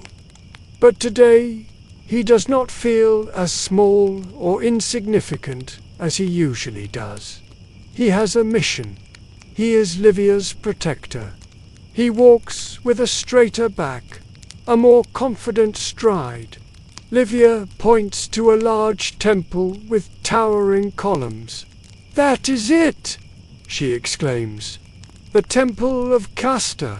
A wave of relief washes over Herennius. "They are close. Where do you live?" he asks. She points down a narrow street that leads away from the grand open space of the Forum. "Down there," she says, "in the big insula with the red door." The street she indicates is a return to the world Herennius knows well. It is a crowded, noisy street lined with tall, rickety apartment buildings. The grandeur of the Forum is left behind, and they are back in the Rome of the common people. They find the insula with the red door. It is a large, sprawling building, at least 5 stories high, with laundry hanging from many of the windows. It looks just like the building where Herennius lives. Livia pulls him towards the entrance. "We live on the 4th floor," she says. Herennius's heart sinks a little. 4 flights of stairs. His legs are already trembling with fatigue, but he cannot stop now. He follows her into the dark, stuffy entrance hall and towards the staircase. The climb is an agony. The stairs are steep and worn. He has to maneuver the long yoke carefully on the narrow landings. Livia, her energy restored by the prospect of being home, scrambles up the stairs ahead of him. She keeps looking back to make sure he is following. "Come on, Herennius," she calls. He forces a smile and continues his slow, heavy ascent. Each step sends a jolt of pain through his exhausted legs. The air in the stairwell is thick with the smell of cooking, of unwashed bodies, and of dampness. It is the familiar smell of poverty. They reach the 4th floor. The landing is dark and narrow. Livia runs to one of the doors and begins to bang on it with her small fists. "Mama! Mama! I am home!" she shouts. A moment later, the door is thrown open. A woman stands there, her face pale with worry, her eyes red from crying. When she sees Livia, she lets out a cry of pure relief and sweeps the little girl up into a fierce hug. "Oh, Livia, I was so worried. I thought I had lost you," she sobs, burying her face in her daughter's hair. Herennius stands back, watching the scene. He feels awkward, an intruder in this intensely private moment. The woman finally looks up and sees him standing there, the large, grimy man with the strange wooden contraption on his shoulders. Her expression changes from relief to suspicion. "Who are you?" she asks, pulling Livia behind her. "He brought me home, Mama," Livia says, peeking out from behind her mother's legs. "I was lost, and he found me. His name is Herennius." The woman's expression softens. She looks at Herennius, really looks at him for the first time. She sees the sweat and grime on his face, but she also sees the exhaustion and the quiet kindness in his eyes. "You found her?" she asks, her voice thick with emotion. Herennius just nods. "She was in an alley near the fountain square," he says simply. The woman's eyes fill with tears again, but this time they are tears of gratitude. "Thank you," she whispers. "Oh, thank you. I do not know what I would have done." She fumbles at the small pouch at her waist. "I do not have much, but please, let me give you something for your trouble." She holds out a couple of small bronze coins. Herennius looks at the coins, and then at the woman's worn dress, and a small, bare room visible behind her. He can see that she has very little. She is as poor as he is. Taking her money would feel wrong. He shakes his head. "No," he says, "that is not necessary. I am just glad she is safe." The woman looks surprised, and then a genuine, warm smile spreads across her face. "Thank you," she says again, her voice full of sincere gratitude. "Gods bless you." Livia runs out from behind her mother and gives Herennius a quick, shy hug around his legs. "Thank you, Herennius," she says. The small, simple gesture touches him more than any payment could. He gently pats her on the head. "Be careful, little one," he says. He turns and begins the long walk back down the stairs, a strange lightness in his heart. The walk down the 4 flights of stairs is much easier than the climb up. As Herennius steps out of the insula and back onto the street, he notices that the quality of the light has changed. The sun is now low in the sky, casting long shadows across the city. The fierce heat of the afternoon has finally broken, replaced by a soft, golden warmth. The golden hour has arrived, the time of day when Rome, for a brief period, looks beautiful and peaceful. The harsh edges of the city are softened, and the stone of the buildings glows with a warm, honey-colored light. A sense of profound weariness has settled deep into his bones. It is more than just the physical exhaustion of his muscles. It is a mental and emotional fatigue. The day has been long and filled with struggle. The encounter with Livia and her mother has left him feeling strangely empty, but not in a bad way. It is the emptiness that comes after a great effort, a quiet sense of completion. He knows he should go back to the fountain and try to get in one last paying load before dark. His pouch is lighter than it should be, but he finds he does not have the will for it.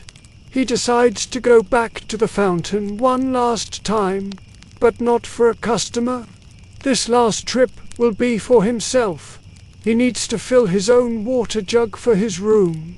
It is a small jug, much smaller than the great amphory, but it is an essential final task.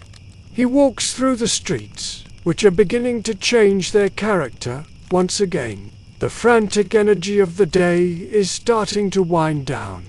People are heading home from their work. The crowds are thinning slightly. The sounds of the city are becoming more muted, less aggressive. The shouting of the merchants is being replaced by the murmur of conversation. He reaches the fountain square. It is quiet now. Most of the other water carriers have already finished for the day. There are only a few people left, filling their pots for the evening meal. The great roar of the water from the lion's mouth seems calmer in the evening air. Herennius sets down his yoke and amphory for the last time today. The movement is automatic, ingrained in his muscles. He stretches his sore back, a low groan escaping his lips. He feels 100 years old. He does not fill the large Instead, he takes the small clay jug he carries with him, tied to his belt.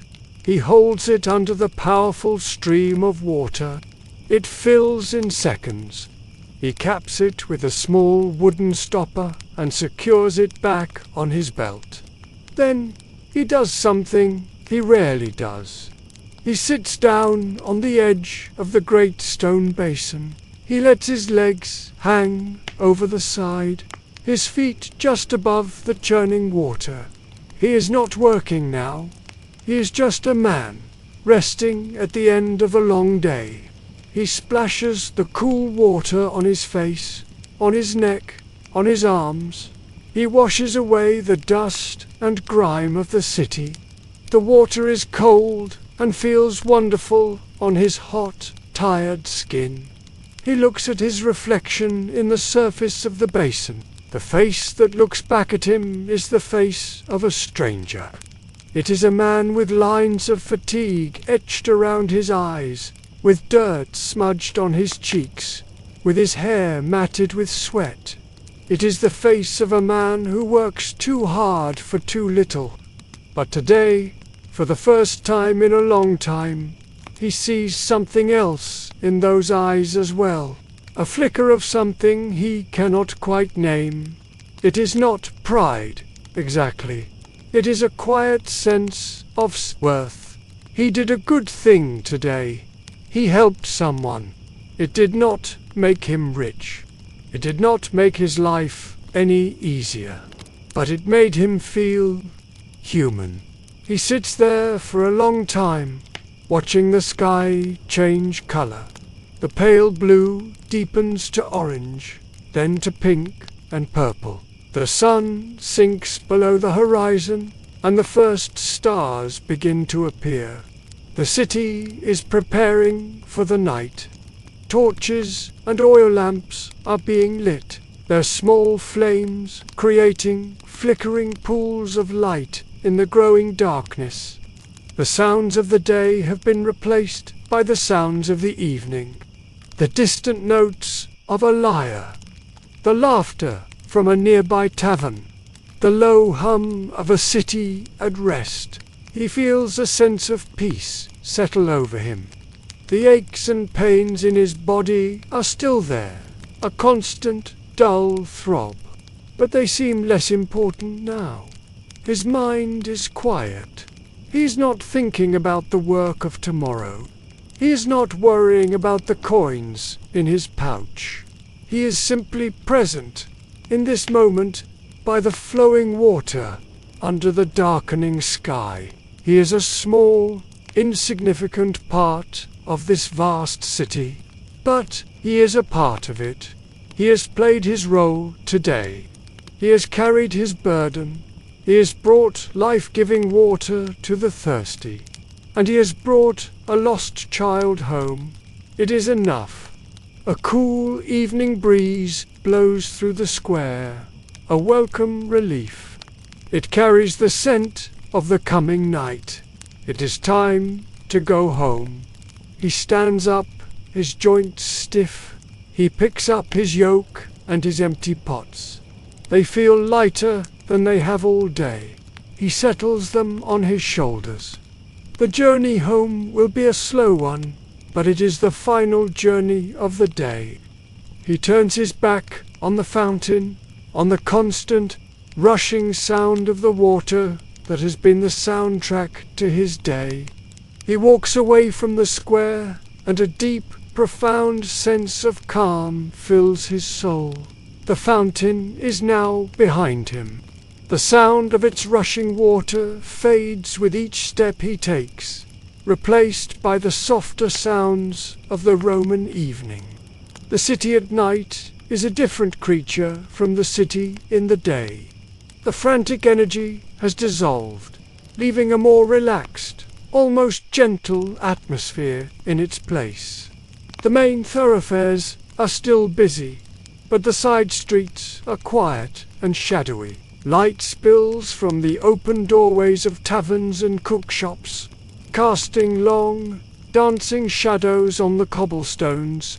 The air is cool and smells of wood smoke, roasting meat, and wine. Herennius walks with a slow, steady pace. He is no longer in a hurry. His work is done. This final walk of the day is a time for him to unwind, to let the tensions of his labor slowly release from his body and mind. He is still carrying his yoke and amphory, but they are empty. They are just a familiar, light weight on his shoulders now, a symbol of his identity, not a burden. He is Herennius, the water carrier, on his way home. The rhythm of his steps is slow, and even a walking meditation that carries him through the darkening streets. He chooses a quieter route for his journey home, avoiding the noisy, brightly lit main streets. He prefers the solitude of the back alleys. Here, the darkness is deeper, the silence more profound. He moves through the shadows, a solitary figure. He knows these alleys well. He knows their twists and turns, their dead ends. He feels safe here. He is just another shadow in a city of shadows. He passes the back entrances of wealthy homes, hearing the faint sounds of music and laughter from within. He passes the silent, shuttered workshops of the artisans, their tools at rest for the night. He thinks about the day. It plays back in his mind, not as a series of struggles, but as a collection of simple, sensory memories. The feel of the cold stone floor under his feet at dawn, the gurgling sound of the water filling his pots, the immense, shocking weight of the first load, the smell of fresh bread at the bakery, the intense, oppressive heat of the midday sun, the overwhelming relief of setting down his burden at the bathhouse, the feel of a small child's hand in his profant, the grateful smile of a mother, the cool water on his face in the evening light. These are the small, simple moments that made up his day, his life. He realizes that despite the hardship, despite the pain, there was a kind of beauty in it all, a simple, honest beauty. The beauty of physical effort, of a task performed with strength and skill. The beauty of a shared loaf of bread. The beauty of a small act of kindness. He has never thought of his life in this way before. He has always seen it as a struggle, a relentless cycle of hard labor for a meager reward. But tonight, something has shifted in his perspective. He feels a quiet sense of contentment, a feeling that is both new and deeply comforting. He is not a philosopher.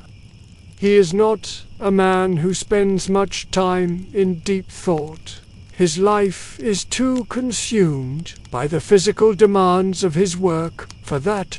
But as he walks through the quiet night, a simple truth seems to settle upon him. His life has purpose. It is not a grand purpose, like that of a senator or a general, but it is a real and vital purpose. He brings water. He sustains life.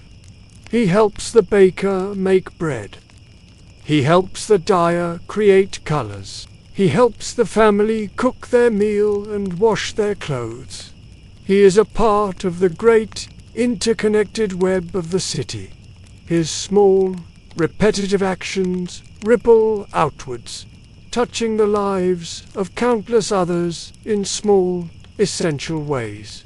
This realization does not make his muscles ache any less. It does not put more coins in his pouch, but it changes how he feels about his work. It gives it a dignity that he had never recognized before. He is not just a beast of burden. He is a vital part of the community. He is a provider of an essential service. The thought is like a warm glow in his chest, a quiet strength that soothes his weary soul. He holds on to this feeling, treasuring it. It is a more valuable reward than all the coins he earned today. He is getting close to his own neighborhood now. The streets are becoming more familiar. He sees the outlines of the tall, insular buildings against the starry sky. He is almost home.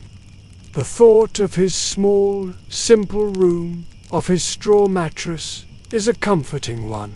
Soon he will be able to lay his body down and rest. He will be able to surrender to the deep, healing sleep that his body craves. The prospect of that rest gives him the final push of energy he needs to complete his journey.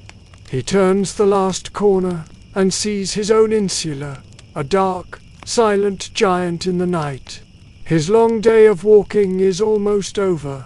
This last delivery is the easiest of all. It is the delivery of himself to the quiet sanctuary of his own small room.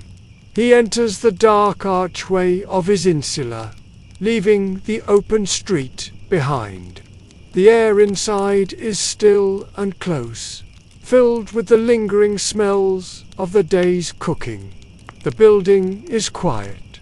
Most of the residents are already asleep or are settled in for the night.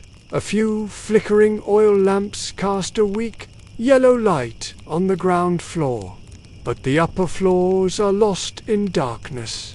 He is home. He approaches the central staircase, the same one he descended in the pre-dawn blackness. Now he must climb it. It is the final physical challenge of his day. He begins the ascent, his hand on the rough wall for support. He takes the stairs one at a time, his movements slow and deliberate. His legs are heavy as lead. They protest with every step, but he knows this climb by heart. He knows he can do it. He just has to keep moving. Up and up he goes, through the silent, sleeping heart of the building. As he climbs, he can hear the small sounds of life behind the closed doors. A baby crying softly, a man snoring loudly, the low murmur of a conversation. These are the sounds of his neighbors, the other people who live their lives in this crowded, vertical village.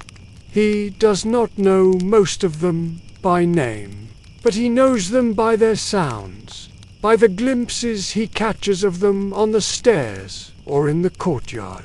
They are all part of the same world, the world of the working poor, all struggling to survive in this vast, indifferent city. He feels a sense of connection to them, a silent bond of shared experience. He finally reaches his floor. He walks down the short, dark hallway to his own door. He is moving as quietly as possible, trying not to disturb his sleeping neighbors. He reaches his door, and lifts the simple wooden latch. The door swings open with a soft groan. He steps inside, into the familiar darkness of his own small space. He closes the door behind him, and the sounds of the insula fade away. He is alone in his own private world.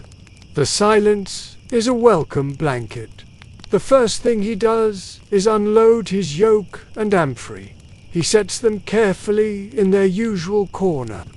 The sound of the wood and clay touching the stone floor is a sound of finality. The tools of his trade are at rest. His work is officially over. He straightens up, rolling his sore shoulders. He feels the relief in every muscle of his back and neck. He is free from his burden until the morning. He stands in the center of the dark room for a moment, just letting the feeling of being home wash over him. The air in his room is cool and smells faintly of straw and dust. It is the smell of his own life, and it is comforting. He moves to the small table and takes the jug of water he carried from the fountain. He unplugs the wooden stopper and pours some of the cool, fresh water into his single clay cup. He drinks it slowly, gratefully. It is the best drink of the day, a reward for his long labor. He can feel the cool liquid sliding down his throat, rehydrating his tired body. He drinks a second cup and then a third. He has carried water for others all day long. Now he can finally drink his own fill. He does not light a lamp.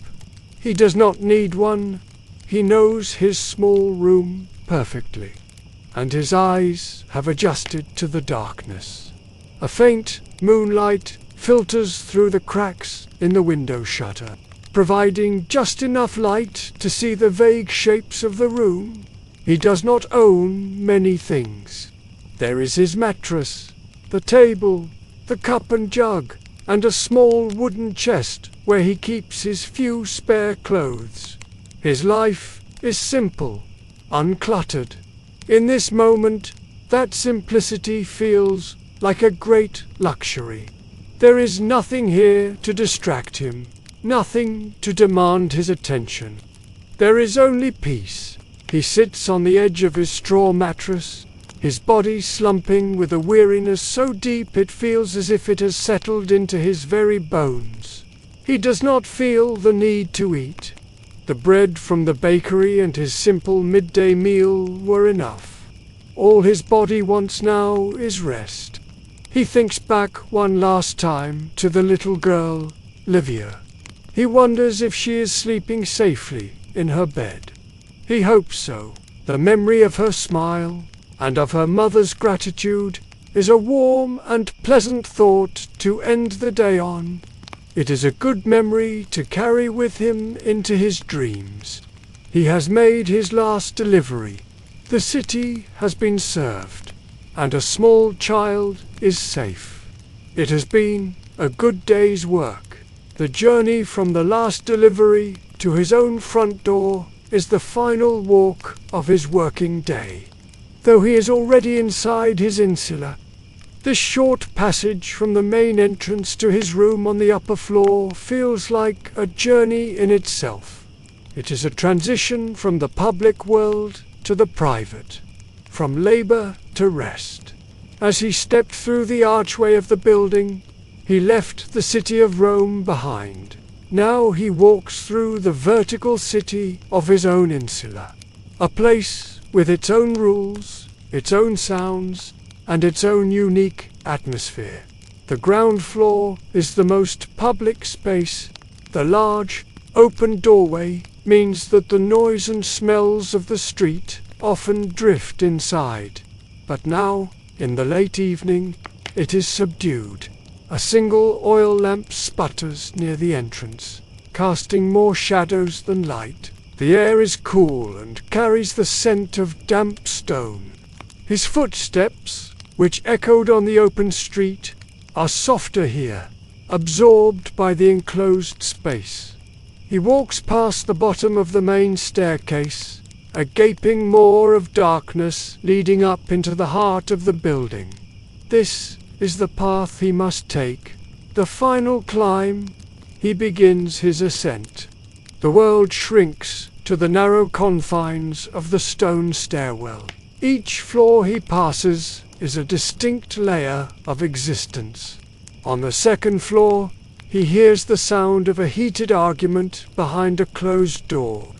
Two voices, a man and a woman, rising and falling in anger. He walks past without slowing his pace. It is not his business.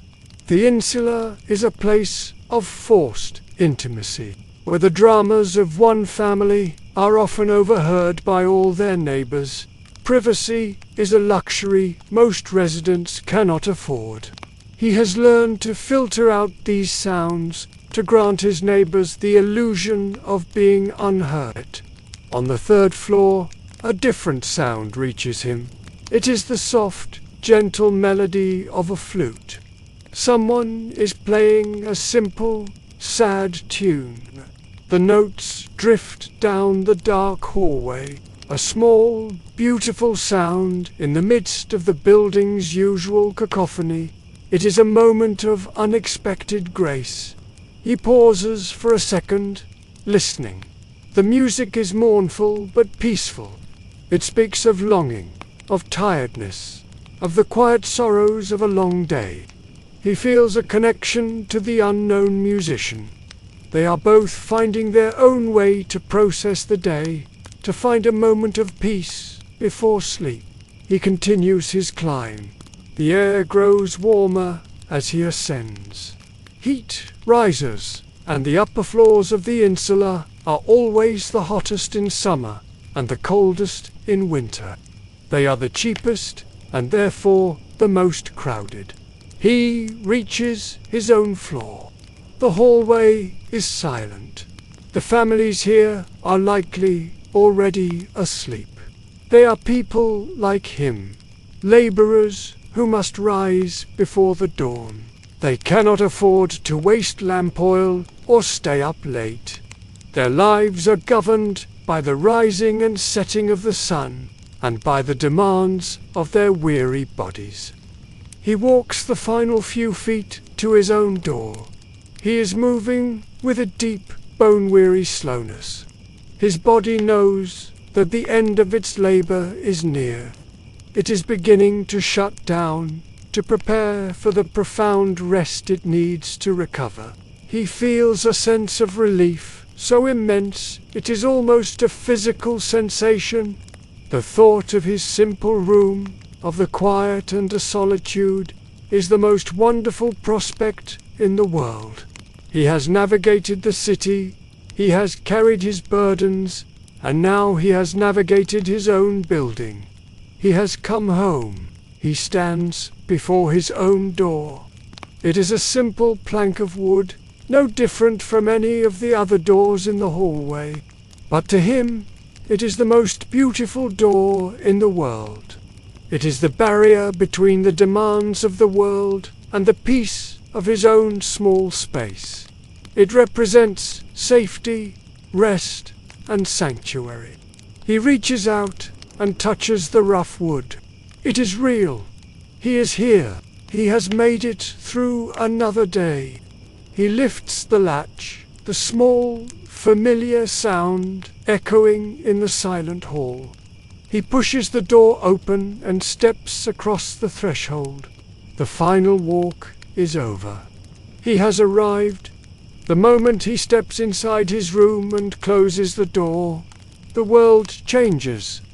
The sounds of the insula, the faint arguments and sad melodies are gone. He is enveloped in a profound silence, a silence that belongs only to him. He leans against the door for a moment, his eyes closed. He lets the quiet wash over him, a cleansing tide. The journey is complete. He is no longer a water carrier in the city of Rome. He is just Herennius, a man in his room at the end of his day. He has delivered himself to this final, most important destination. The walk home is not just a physical journey through space.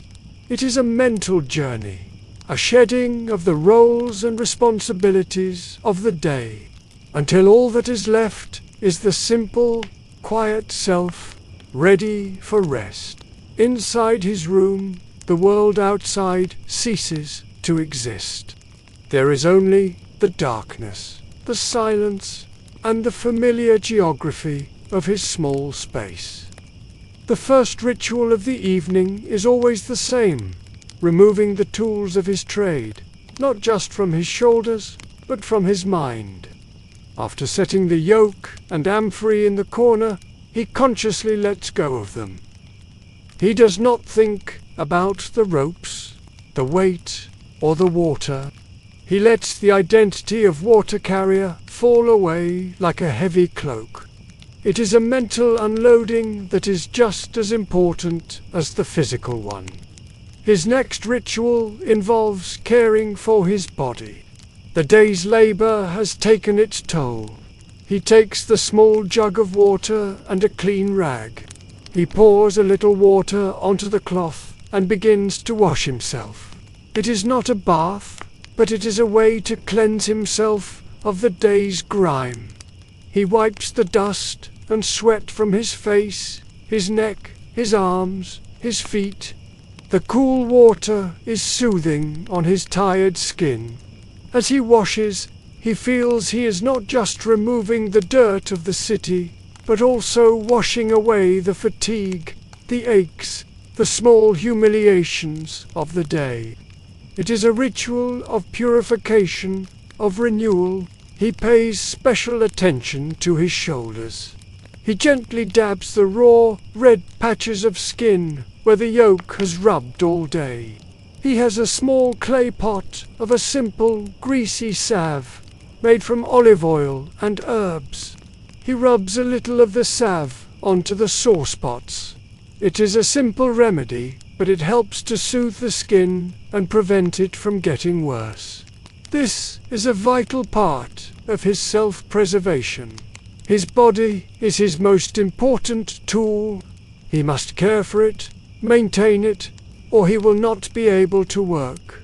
His hands, calloused and strong, move with a gentle, practiced care over his own weary muscles. Once he is clean, he changes out of his work tunic. The rough wool is stiff with dried sweat and dust. He folds it carefully and sets it aside. He will wash it on his day of rest. He pulls on a different tunic, one that he keeps only for sleeping. It is made of the same rough wool, but it is much older and has been washed so many times that it is soft and thin. It is the most comfortable garment he owns. The feel of the soft fabric against his clean skin is a small but significant pleasure. It is a signal to his body that the day is well and truly over, and it is time to rest. He does not eat a large evening meal. He has found that a full stomach disturbs his sleep. He takes his small wooden chest and opens it. Inside, along with his spare tunic, is a small cloth bag. He takes from it a handful of dried dates. He sits on the floor, his back against the cool wall, and eats them one by one. He chews them slowly, savoring their intense sweetness. This is his small evening treat, a final burst of energy to help his body repair itself as he sleeps. As he eats, his mind is calm. He does not plan for tomorrow. He does not dwell on the past. He is simply here, in his room, eating his dates in the quiet darkness. His final ritual is to prepare his bed. It is a simple task. He smooths out the straw in his mattress, plumping it up to make it more comfortable. The rustling of the straw is a soft, soothing sound, the sound of impending rest. He has a single thin wool blanket. He unfolds it and lays it over the mattress. The bed is ready. It is not a luxurious bed. It does not offer great comfort. But to his exhausted body, it is the most inviting sight in the world. It promises oblivion. It promises a temporary escape from the aches and pains and worries of his life. He stands up and does a final, slow stretch. He reaches his arms towards the ceiling, arching his back, feeling the pull in every tired muscle. He lets out a long, slow sigh. It is a sigh of release, of letting go. He has done everything he needs to do. The day is complete. There are no more tasks, no more demands on his time or his strength. The next several hours belong only to him and to the healing darkness of sleep. He is ready. He moves to his mattress and lies down. He pulls the thin blanket up over him. The weight of it is light but comforting. He lies on his back, his hands resting on his stomach. He can feel the slow, steady rise and fall of his own breathing. He can hear the faint, distant sounds of the city settling down for the night, but they are far away, part of another world.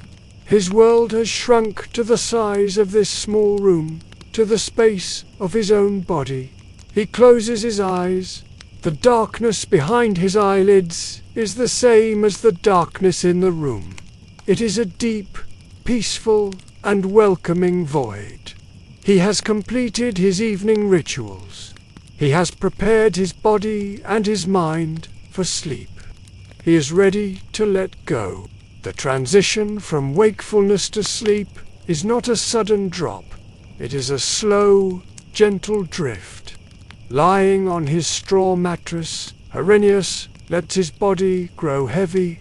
He can feel the pull of gravity, the firm support of the floor beneath him. He consciously releases the tension in his muscles, one by one. He starts with his feet, letting them go limp. Then his calves, his thighs, his hips. He feels the tension melting away from his back. A muscle group that has been tight with effort all day long.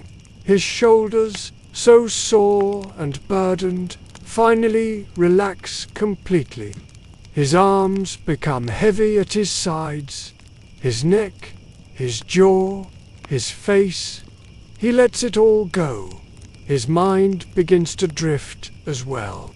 Thoughts of the day float by, but they are distant and have no power over him. They are like clouds passing in the sky. He sees the flash of the sun on the water. He sees the flour on the baker's hands. He sees the smile on a little girl's face.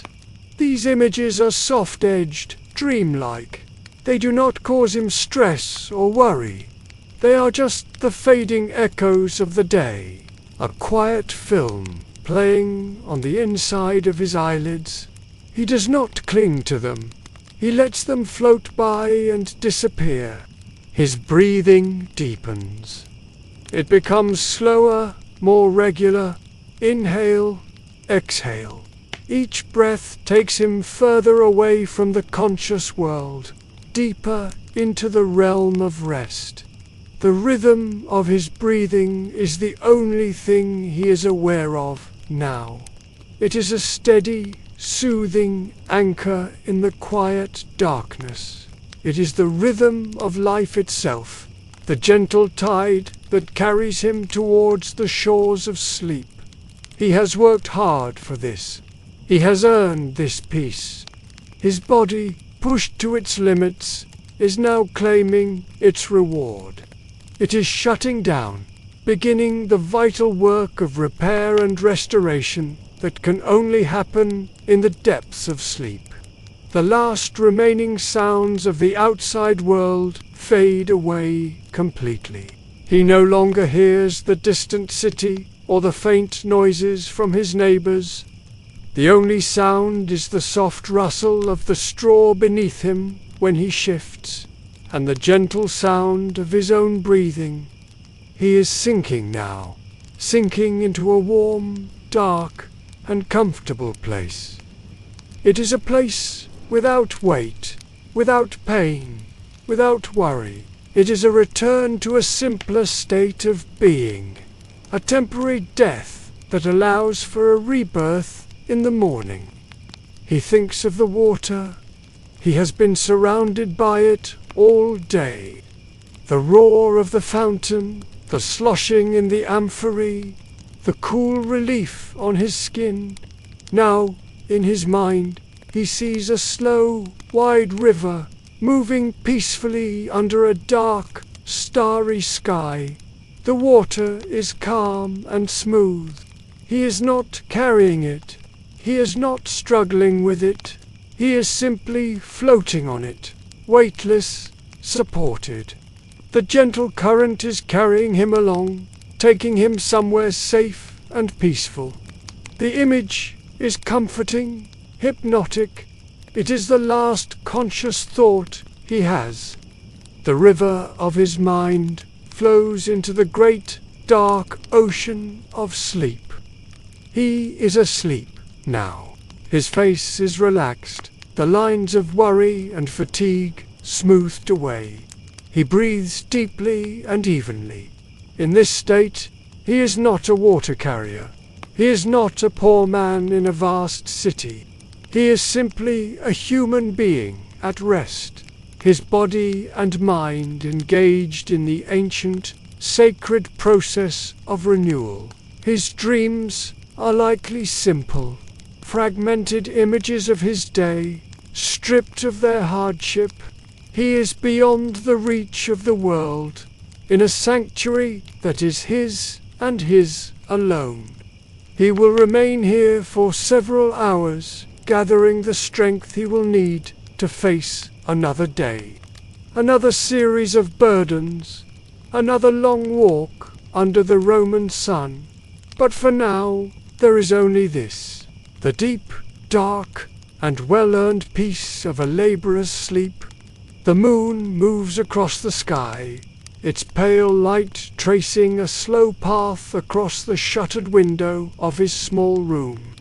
The city of Rome sleeps, its great heart beating slowly and quietly in the darkness.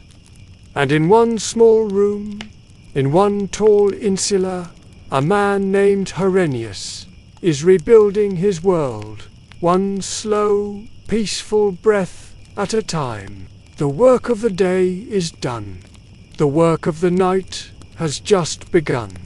It is a silent, invisible labor, but it is the most important work of all. For without this rest, without this nightly journey into stillness, there could be no new beginning, no new day to face. The rhythm of water never truly ends. There are always more quiet days to live, and more silent stories to hear together.